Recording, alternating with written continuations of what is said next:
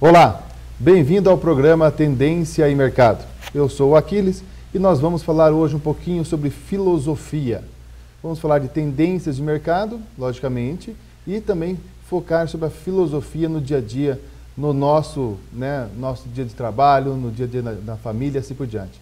Para falar um pouquinho sobre filosofia, eu garimpei o melhor, não diria para você um dos melhores, ou o melhor poeta que o Paraná já teve, um dos maiores poetas que o Brasil já teve, o nosso famoso polaco da Barreirinha, o Antônio Tadeu Wojciechowski. Acertei o sobrenome, fiquei treinando aqui uns 5 minutos mais ou menos para acertar o Wojciechowski do professor Tadeu. O professor Tadeu, além de docente, ele é poeta, compositor, publicitário, autor de 35 livros, compôs mais de 1000 canções, com 180 dessas canções gravadas por diversos grupos musicais, algumas que você, inclusive, conhece.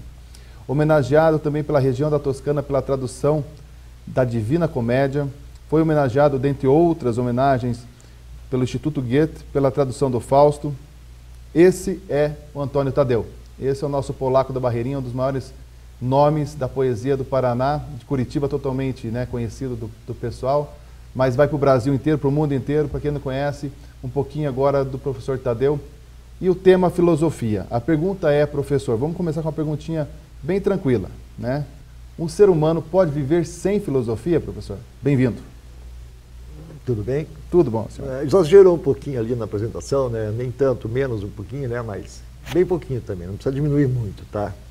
Bom, com relação à pergunta, é claro que não. Um alfacezinho, talvez uma abobrinha, uma cenourinha, meu cachorro, talvez viva sem filosofia. O ser humano não pode. O ser humano não pode. Ele tem que ter uma noção de universo, uma noção de vida, uma noção de sociedade, para que ele possa se integrar e para que ele possa participar de forma positiva do mundo. Viver sem filosofia é o mesmo que viver sem saber porquê. Hoje eu vejo uma humanidade extremamente perdida, extremamente perturbada, trocando a sua eternidade, quer dizer, a parte mais preciosa do ser humano, a parte mais preciosa da alma, que é a eternidade, aquela coisa que não acaba nunca, trocando por uma marquinha de calça, de sapato, de bolsa, de telefone. Então, antigamente davam para os índios os espelhinhos. Hoje em dia eles enchem de outros tipos de espelhinho, que é iPhone, que é aparelhinho de som, que é uma televisão 46 polegadas. De qualquer forma, entendeu? É uma forma de você ser logrado, é uma forma de você sofrer um embuste. Você é prejudicado porque você acaba... Vocês vejam, façam só uma conta comigo. 5 anos atrás, quantos R$1000 a menos se gastava dentro de uma família? Se você colocar a prestação do carro, se você colocar a internet, a TV a cabo, se você for colocar só essas modernices, só esses espelhinhos de índio que deram para nós, no nosso cotidiano, você vai verificar que a família hoje tem um custo operacional, entendeu? Em torno de R$1.500, que as pessoas não sabem mais como fazer para manter esse padrão. Então, o que elas fizeram? Deixaram de ir ao cinema, deixaram de ir ao teatro, deixaram de comprar livros, entendeu? Então, aí você pergunta, mas o que a filosofia tem a ver com isso? A filosofia é exatamente isso. Você ter esse discernimento para saber, isto eu não necessito para viver, isto é modismo. E eu não vou pagar por essa calça 350 se no mesmo tecido eu posso comprar uma até melhor por 90 na loja do fulano. Então, mas quando você vive pela tendência, quer dizer, você é massacrado por uma propaganda que cria um objeto de desejo forte em você, o que acontece? Você vai lá, os caras olham lá e diz assim, está escrito, 10 vezes de R$9, R$9 eu posso pagar, só que daí tem R$9 da calça, tem 12, tem 120 do telefone, tem 790 do carro, tem a moto, tem o IPTU, tem o IPVA, tem o INS, tem o... blá, blá, blá. Quando você termina de contar as siglas, você está sem nenhum no bolso. Essa que é a realidade. Porque você vive sem filosofia. Deu para ter ideia um pouquinho, sobre a questão da filosofia no dia a dia, sobre o que o professor falou. Vale a pena destacar o seguinte: de um lado a filosofia, então, professor, de outro lado o marketing, despertando necessidades, lembrando que marketing é despertar necessidades, despertando necessidades que nós não tínhamos até um tempo atrás. Tenho certeza que você que está assistindo esse programa agora deve estar se pensando, poxa, há 5, 10 anos atrás eu vivia com menos, hoje você trabalha. Eu costumo falar que nós vivemos cada vez mais com a necessidade, né? Então a necessidade está no nosso dia a dia, nós estamos cada vez mais nos contentando com muito, quando na verdade poderia ser bem menos. Então é um contrassenso em relação a isso. Vou aproveitar que esse programa vai ser, né, distribuído para o Brasil inteiro, através do YouTube, canal da Uninter e outros canais. Nós estamos entrando numa fase de eleições, professor. Eu quero associar um pouquinho a sua experiência como publicitário nas eleições, relacionar a filosofia, e eu elenquei aqui umas perguntinhas, né, relacionadas a isso, a sua experiência. Por estarmos em um período eleitoral, né, de que modo o mercado geralmente responde a esse fato, essas mudanças, essa falta de filosofia, essa falta muitas vezes de compromisso, essa questão superficial da comunicação? Como que o professor vê isso? Bom, a falta de ideologia no brasileiro não precisa nem dizer, né? É fato consumado. As pessoas aqui no Brasil votam por um rosto, votam por uma cesta básica, votam porque acha bonitinho o candidato, porque é elegante, porque ele é amigo de não sei quem, quando na verdade nós deveríamos estar olhando única e exclusivamente para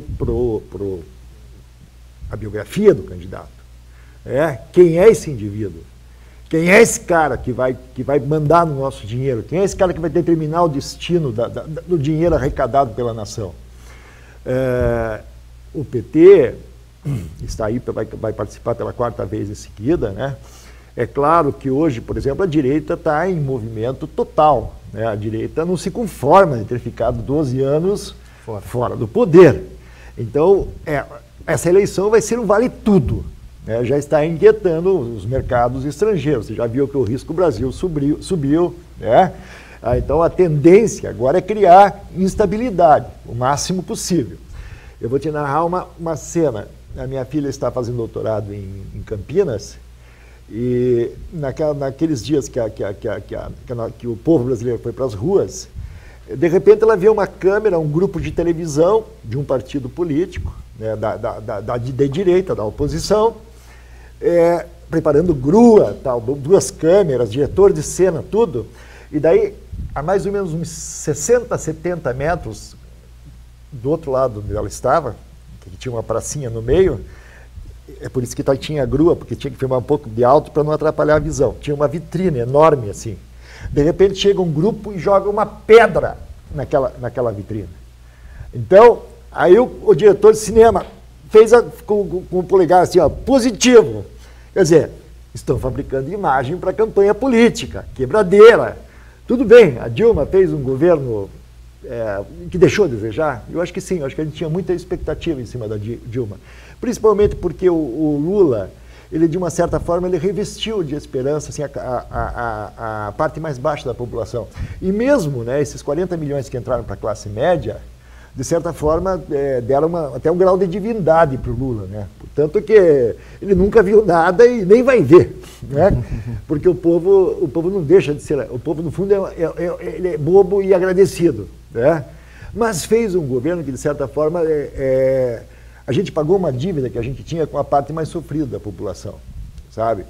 Então eu acho que foi importante a participação, mas eu pensava que quando a Dilma entrasse, ela ia se tornar uma pessoa assim mais progressista, mais ligada em grandes projetos. Nós tínhamos a Copa do Mundo, nós temos as Olimpíadas, enfim, nós tínhamos grandes eventos que seriam oportunidades perfeitas para o Brasil se projetar como um país mais organizado, mais civilizado para o resto do mundo.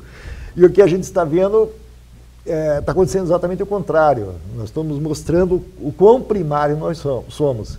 E se você me perguntar a causa, eu te digo.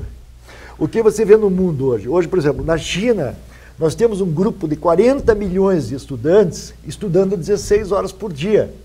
Tem 29 brasileiros lá que vão se transformar em monstrinhos, estão estudando 4 línguas, estão trabalhando em laboratórios com as máquinas mais modernas do mundo. Aqui, você mal consegue fazer o cara prestar atenção numa aula. Entendeu? Então o brasileiro, esse jeito brasileiro de ser, entendeu? Essa coisa sem forma, sem conteúdo, entendeu? O Brasil vai pagar um alto preço pela falta de educação, pela falta de preparo assim, tecnológico e científico para responder às inquietações que vêm aí pela frente.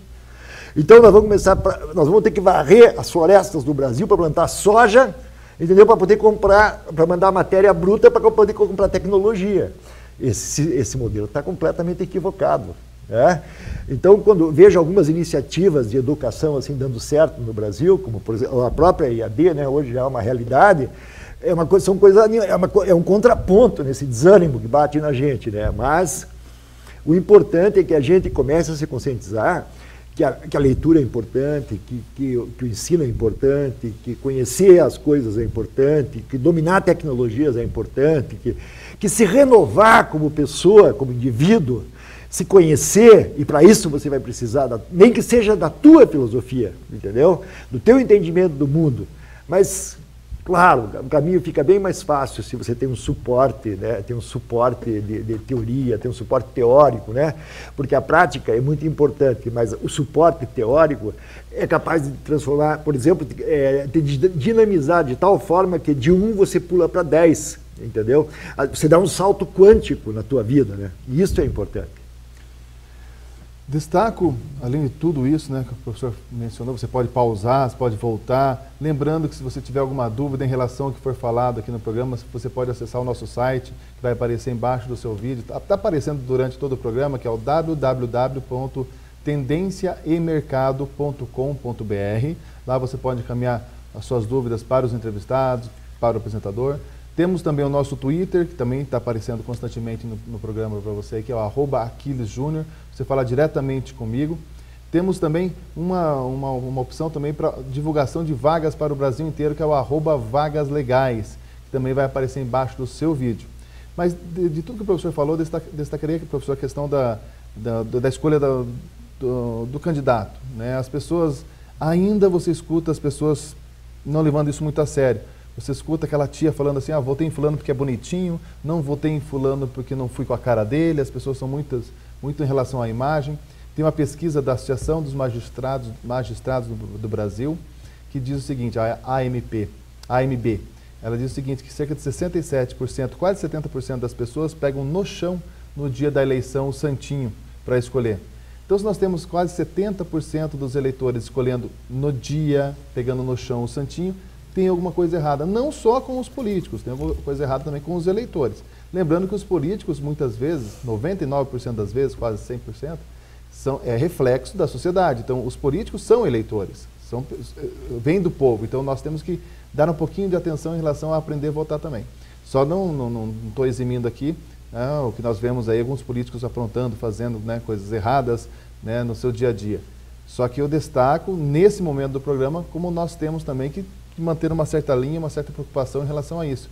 E o que me assusta muitas vezes é perceber que, principalmente os mais jovens, né, eu chego na sala de aula, em graduação, primeiro, segundo período, assim, até formandos às vezes, e pergunto qual é o nome do governador, eles não sabem, o nome do prefeito, o nome do vice-prefeito ou do vice-governador. Se quer matar os caras, vai perguntar assim, qual é o nome dos 2, 3 senadores que nós temos?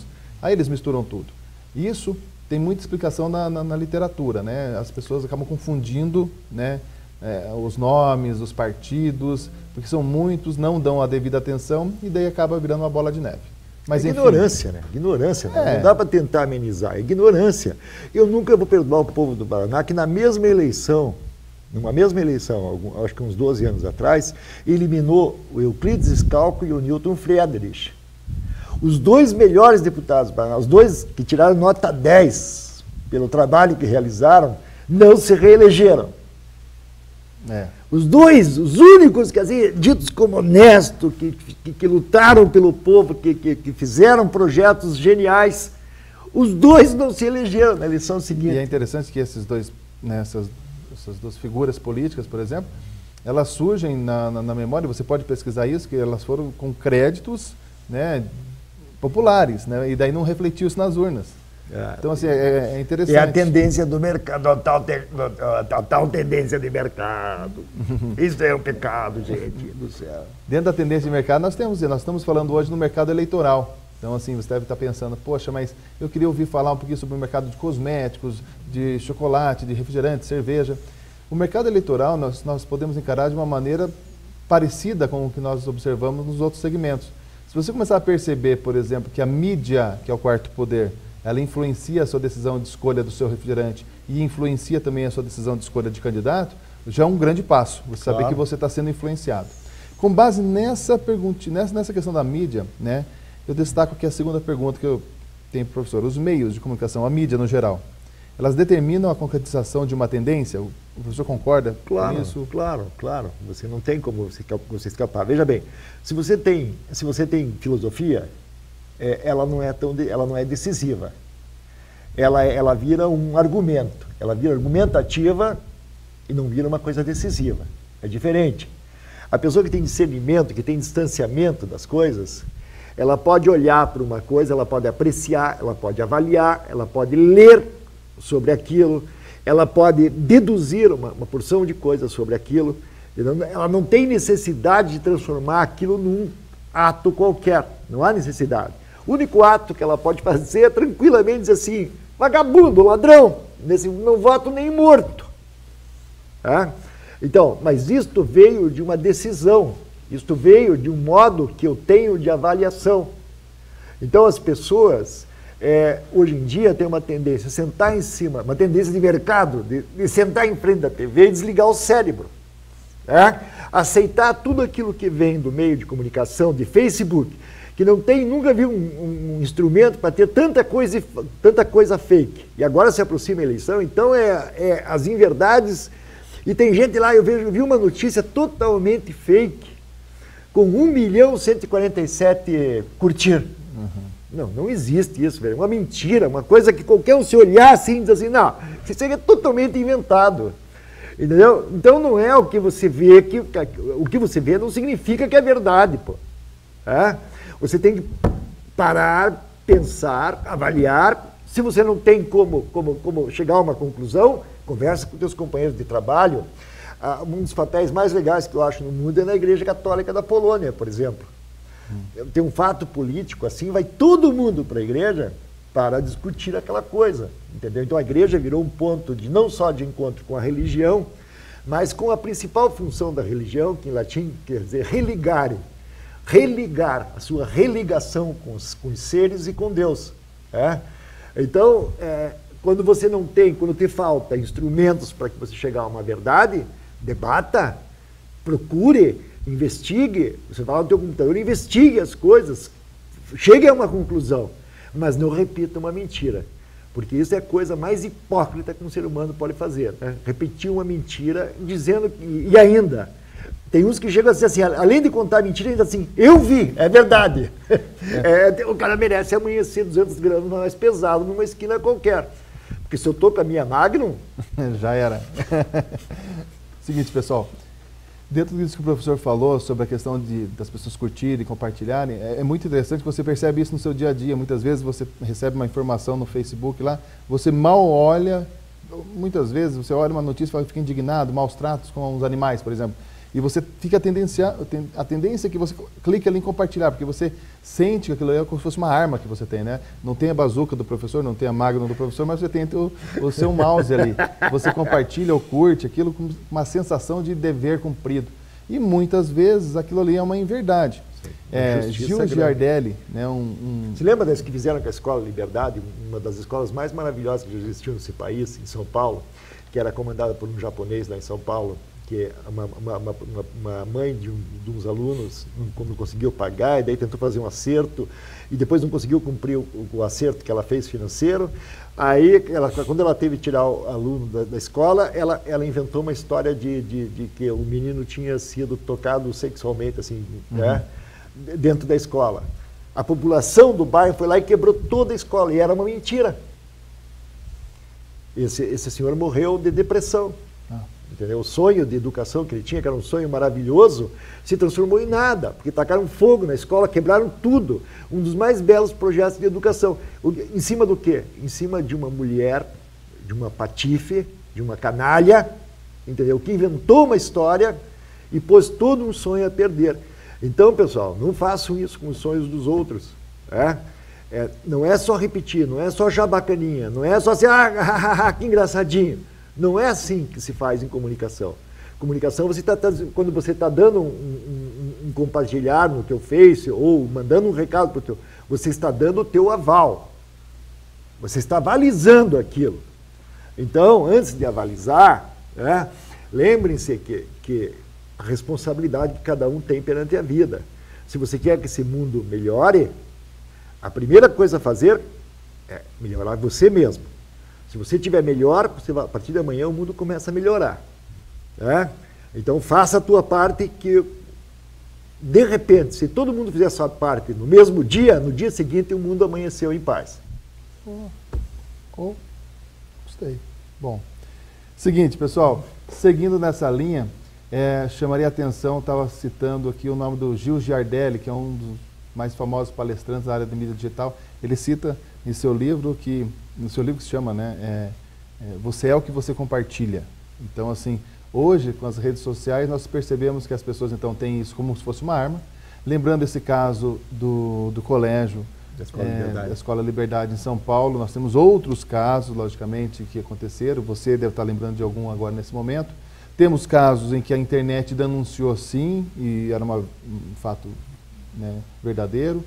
Só que vale lembrar que hoje tem uma penalidade, né? Então, se você tem a questão legal, né? Você hoje, muitas vezes, você pode ser processado porque compartilhou, porque curtiu, você é coautor. Então, você está corroborando com aquela informação. Tem que tomar muito cuidado em relação a isso. Tá? Perfis fakes, notícia, fotos de namorados, esse tipo de coisa, já não é mais como era 2, 3, 4 anos atrás. Hoje já existe um monitoramento melhor em relação a isso. Fique atento em relação a isso também. Dando sequência, né, nessa questão das redes sociais, sempre, né, nós destacamos no nosso programa aqui, a gente fala de um assunto, o outro acaba caindo. Nós tivemos um episódio que nós falamos de RH e acabou caindo nos cuidados das redes sociais. E agora, falando de filosofia, também caímos novamente nas redes sociais, que está diretamente ligado ao nosso mote, né, que dia a dia, nossa tendência principal.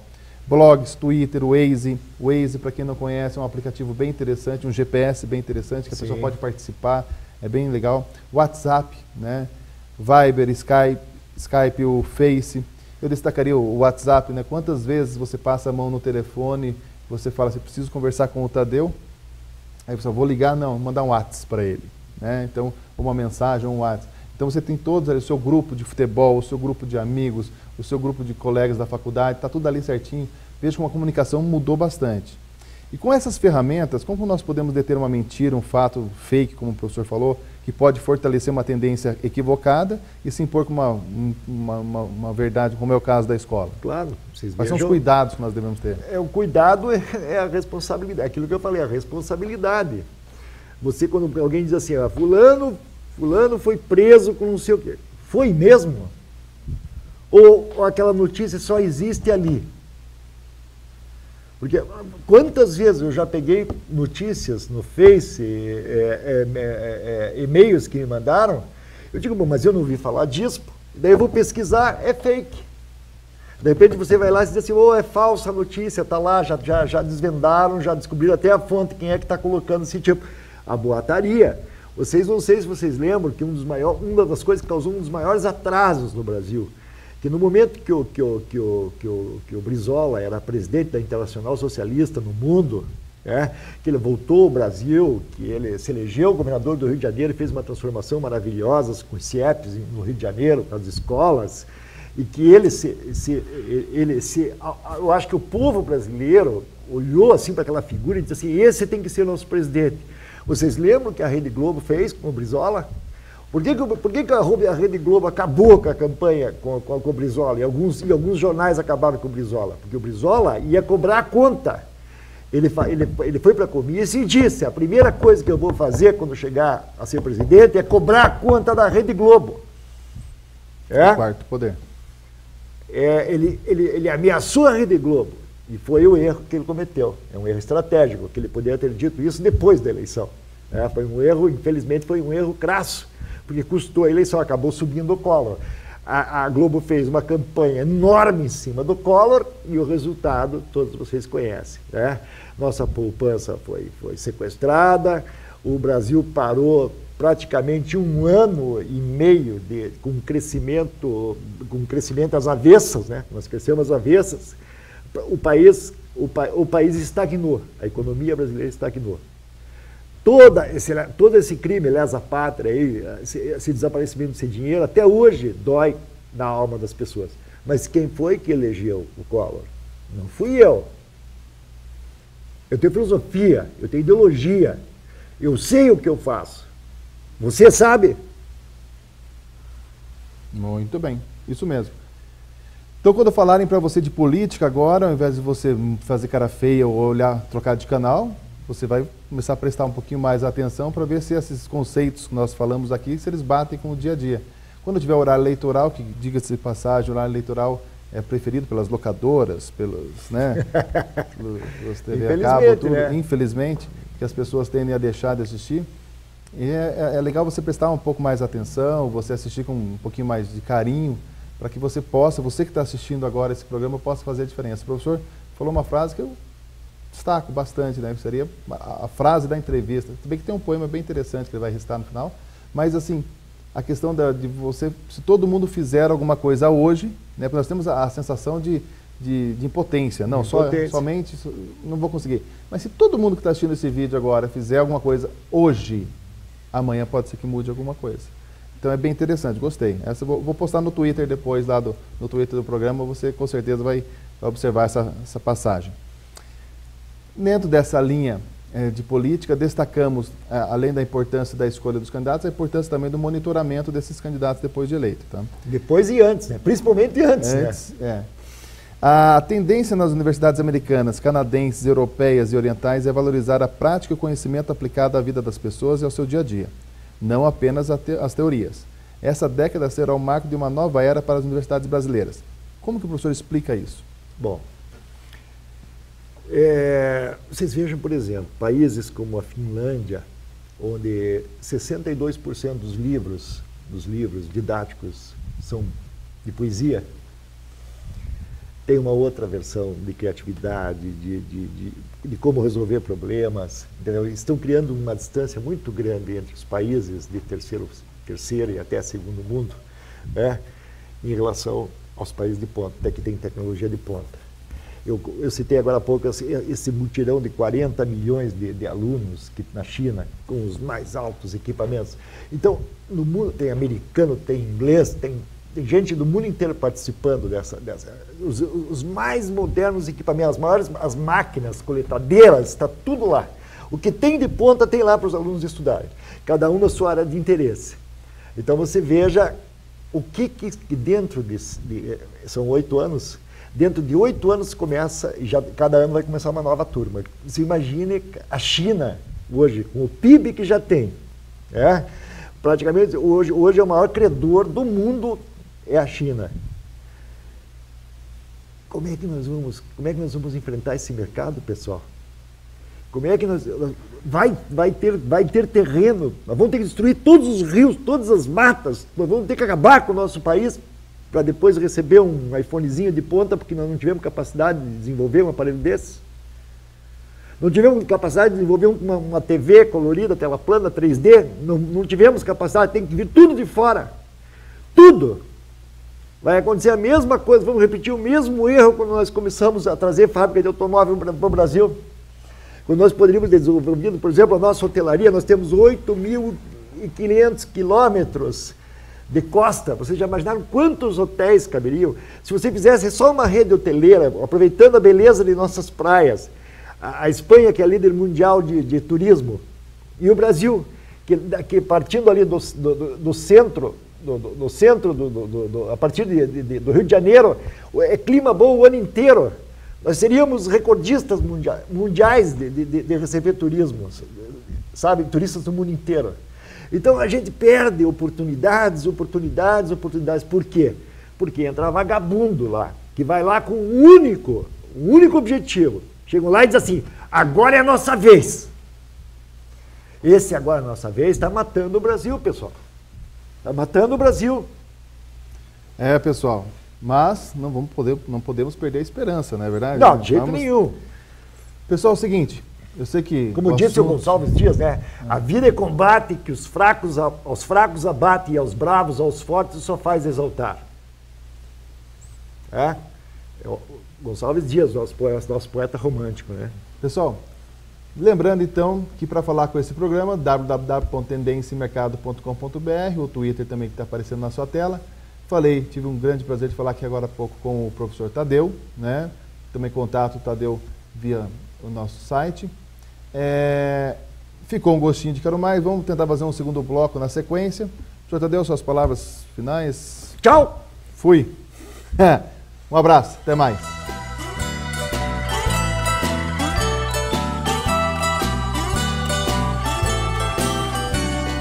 Penso, melhor seria não te ver, não te ouvir, não sentir, nem falar. Cego, surdo, mudo, tetraplégico de amar. Cego, surdo, mudo.